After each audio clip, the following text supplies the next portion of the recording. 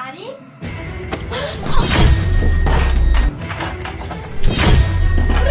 বলছিলাম আরিফ, তোমার সাথে না আমার কিছু কথা ছিল। বলো, কি বলবে? আসলে কথাটা যে কিভাবে বলবো নিজেরই লজ্জা লাগতেছে। ওই আমিরুল আর শান্তাকে দেখলাম ওই পাশের ওই রুমের দিকে যেতে, গিয়ে না দুজন ভেতর থেকে দরজাটা লক করে দিছে। আরে আরে আরে আরে শোনো না, শোনো আরে আরে আরিফ, আমার কথাটা তো শোনো। আরিফ, এই রুমের এক্সট্রা চাবি আমার কাছে আছে। আরে আরে তুমি আসছো?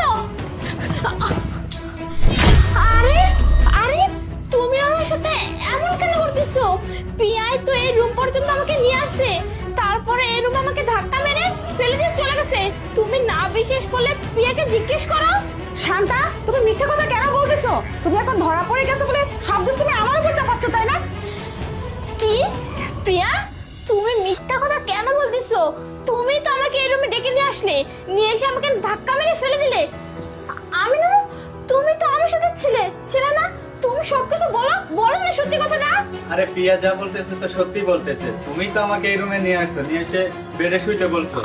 আমি না, তুমিও মিথ্যা কথা বলতেছো। আরে ওরা দুজনেই মিথ্যে কথা বলতেছে, আর তুমি একজন মাত্র যে কিনা সত্যি কথা বলছো, তাই না? আমাকে কি বোকা পেয়েছো? পর থেকে না কোনোদিন আর আমার সাথে যোগাযোগ করার কোনো চেষ্টা করবে না। আরে আরে প্লিজ তোমার কথা শোনো। আরে শোনো না কথাটা। এইবারই তো হবে আসল খেলা। শান্তা হবে তোমার আর আরিফ হবে আমার। সবই তো তোমার প্ল্যান।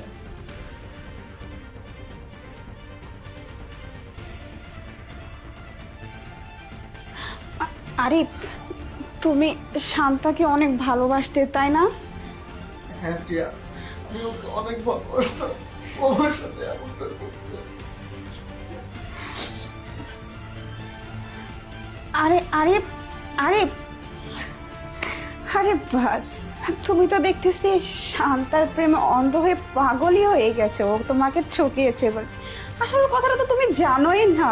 এই সব কিছু হচ্ছে আমার প্ল্যান। এখন তোমার আর আমার মাঝে কেউ আসতে পারবে না। তোমাকে আর আমাকে এক হতে কেউ আটকাতে পারবে না। আজ থেকে তুমি শুধু আমার। আমি তোমাকে অন্য কারোই হতে দেব না। আমার সব প্ল্যান সাকসেসফুল হচ্ছে, প্ল্যান মাফিক সব কিছু এগোচ্ছে। আমি তোমাকে পেয়ে ছাড়বো, পেয়ে ছাড়বো। বাহ,